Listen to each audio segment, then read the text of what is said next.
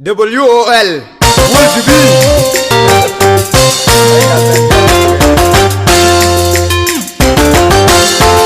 Allejar pandan tolayat yanda pandidi road nan let diar koi loy jar kwandu kwa kegdiet jewegdiet balantino shang deng nyebang marwa ajaga loy kuyed bai Allejar pandan tolayat yanda pandidi road nan let diar koi loy jar kwandu kwa kegdiet jewegdiet balantino shang deng nyebang marwa ajaga loy kuyed bai Dear Valentino, young ding you back Marqua, Sagaloy, Kied Viper, Mama Lumpiol, Pandan, Joliet, in the bed of Gobay, a Congo, Nabung, Malwal, Potuloy, and Joliet, and in me Purandi, Panapim, Panabun, Mama Lumpiol, Pandan, Joliet, in the bed of Gobay, a Congo, Nabung, Malwal, Potuloy, and Joliet. Angin me kurandi, panakim panabun. Vision. Vision. May a play. You may rely.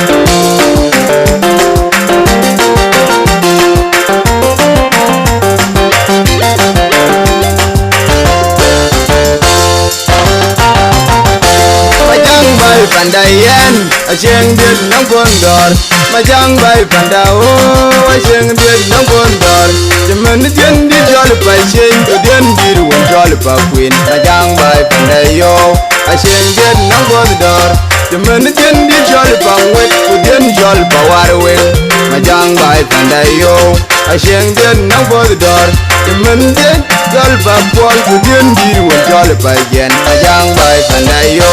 Asheng get no gondor, the manitin de jol parang, kudin jol pakernoy, Majang by Pandayo. Asheng get no gondor, the manitin de jol palwel, kudin jol patang, Majang by Pandayo.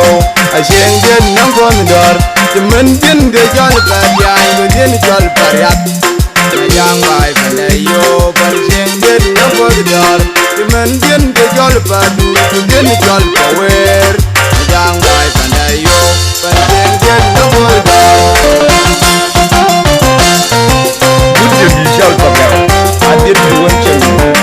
Now, the young boy can go. You're gonna have a young raya.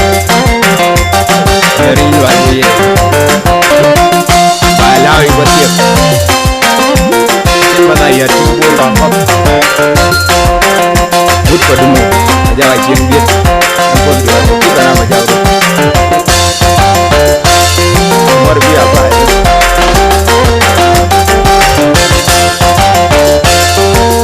Oh, I hear you lot. Wol Division.